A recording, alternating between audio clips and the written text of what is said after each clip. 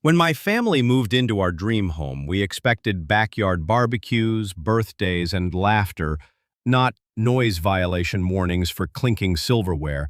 But our HOA had other plans, especially a grouchy board member who seemed allergic to fun. After one too many threats over our loud gatherings, Grandpa, a retired band director with zero tolerance for bullies, took matters into his own hands. What followed involved drums, trumpets, and a whole lot of karma. And the HOA? They didn't see it coming. We'd just finished singing Happy Birthday to my daughter when I heard the knock, a sharp, impatient bang, bang, bang at the side gate. It was HOA Karen, again. She was clutching a yellow slip in one hand and a decibel meter in the other, which felt more like a toy than a tool. Her face twisted into that familiar disapproving scowl. "You're in violation. Again," she snapped. "Section 4.2 Noise Control Ordinance. Your guests exceeded the allowed volume level for outdoor residential gatherings. I measured it." I looked around. We were a small gathering, just 8 of us, mostly family, a few neighbors. No music, no shouting, just laughter, the soft clatter of plates, and some kids playing tag on the lawn. Before I could even reply, Grandpa emerged from the back patio, wiping barbecue sauce off his fingers. "Noise control?" he asked, squinting at the slip. "Lady, we haven't even turned the music on yet." Karen looked horrified. "So you admit there was music planned?" I tried reasoning. "We've kept everything below 60 decibels, just like your letter said last time. We even ended the last party early." Karen ignored me, scribbling something down. "You'll receive a formal notice in the mail. 3 violations in 1 quarter triggers a mandatory board hearing." Then she turned and stormed off like she'd just won a war. Later that night, Grandpa paced the living room, fuming. "I didn't serve overseas and teach high school band for 30 years just to have some clipboard-wielding busybody police our potato salad parties." He paused, then added with a mischievous twinkle, "You know what this calls for, right?" Uh-oh. 2 days later, Grandpa disappeared for the entire morning. When he returned, he was wearing a faded marching band jacket and carrying a clipboard. "What are you up to?" I asked, raising an eyebrow. He grinned. "I made some calls. We've got the West Valley Marching Regiment booked for Saturday. Full brass, percussion, tubas, the works. Gonna put on a little neighborhood performance." My jaw dropped. "You're kidding." "Nope. We'll follow every HOA rule to the letter. The band will stay within decibel limits, no permanent structures, no amplified sound, just a clean, wholesome, non-commercial community event. Open invitation to the neighborhood." I blinked. He was serious. Saturday came, and so did the band. They rolled in around 9:30 a.m. in 3 buses, wearing maroon and gold uniforms. The moment Karen saw them pulling up, she sprinted down the block in her robe and slippers. "What is the meaning of this?" she shrieked. I smiled and pointed to the sign Grandpa had posted in our front yard. "Neighborhood Music Appreciation Day. Free public performance by the West Valley Marching Regiment. Lawn seating encouraged." Underneath were citations of all the relevant local codes we were following. Karen's eyes narrowed. "You can't—" Grandpa appeared behind me like a general ready for battle. "We can," he said. "No rules broken, no amplified sound, and the HOA guidelines say nothing about the number of performers." Then the drums started, and Karen's jaw dropped. The band's first number? A rousing rendition of "Don't Stop Believin'," complete with synchronized twirls from the Baton Squad. Kids from the block gathered with juice boxes and popcorn. Parents brought lawn chairs. Even Mr. Jenkins, our grumpy next-door neighbor who never leaves his recliner, came outside with a beer and a grin. Karen stood frozen, phone in hand.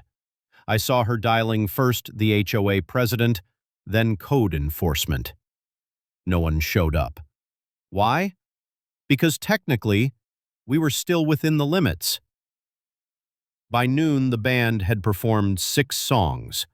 Karen tried walking through the crowd to take videos, looking for something she could report. But every time she approached someone, They offered her a seat or lemonade. Her face turned redder than Grandpa's barbecue ribs. Then came the grand finale, a mashup of Stars and Stripes Forever and Uptown Funk. As the drums pounded and horns blared, Karen stood paralyzed on her porch, powerless, watching as the entire block clapped and danced. It was glorious. And legal. Karen finally made one last stand.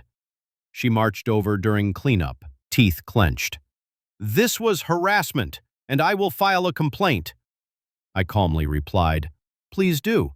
Just make sure to include that we handed out free refreshments, operated within code, and held the performance on private property with no cover charge." She sputtered. "It's not about that, it's the principle." I leaned in and smiled. Exactly. The Monday after the Neighborhood Music Appreciation Day, we received an official letter from the HOA. This time, it wasn't a noise violation. It was a demand for a formal mediation meeting citing public disturbances, excessive foot traffic, and creating a hostile atmosphere for board members.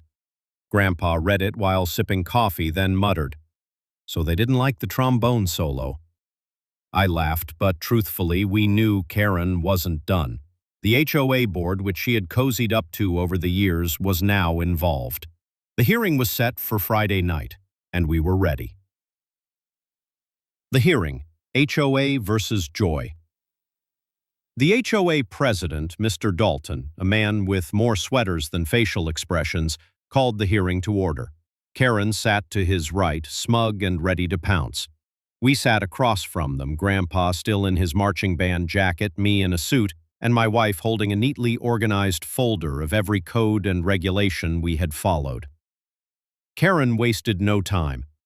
They turned our quiet community into a street circus. People were parking everywhere. Children were unsupervised. There were trumpets, for heaven's sake. Trumpets! Grandpa leaned in. "You forgot the sousaphone solo. That was the real showstopper." Dalton held up a hand. "Let's remain civil. Karen, do you have any evidence that any HOA rule was broken?" Karen blinked. "Well, it was disruptive. Look at this." She pulled out a photo of children dancing on the lawn. Chaos. Dalton looked at the photo. "This appears to be a joyful neighborhood gathering." Karen stammered, "You're missing the point." I handed over our documentation. We followed every HOA and city regulation. No amplified sound. The band's volume didn't exceed 60 decibels from the property line. No permits required. Everyone who attended was either a guest or a resident. There was no charge for admission. Dalton reviewed the papers, then nodded slowly. "Impressive." Karen glared at him. "So we're just going to allow marching bands now?" Grandpa grinned. "Only if they have good rhythm." The board had no choice but to rule in our favor. There was no fine, no penalty, no further action. Karen stormed out of the room in silence, which, ironically, was the quietest she'd ever been. The aftermath. Grandpa's encore. A few days later, I thought the saga had ended. Then a letter showed up in every mailbox on the block. It was from Grandpa.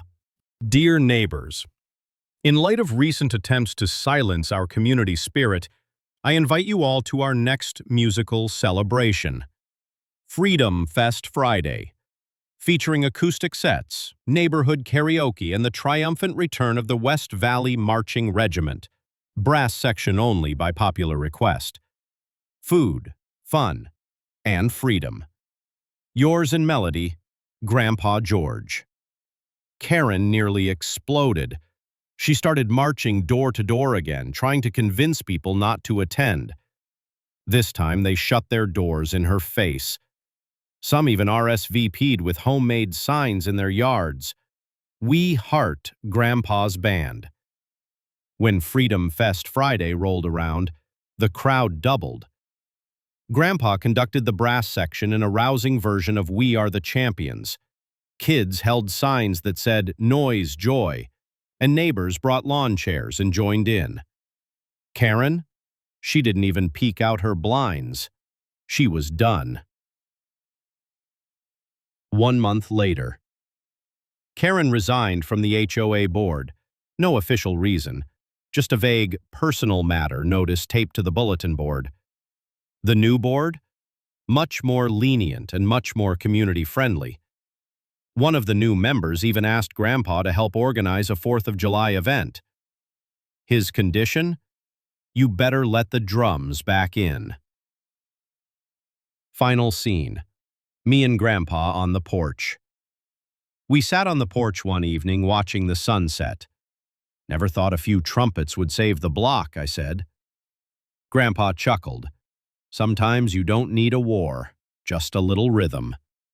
We clinked lemonade glasses. Peace and harmony had returned. If you loved this story of neighborhood revenge served with a side of brass and barbecue, we've got plenty more coming. Don't forget to subscribe to the channel for more satisfying HOA takedowns and wild community wins. Hit that bell so you never miss a beat, because the next story, it's even louder than this one.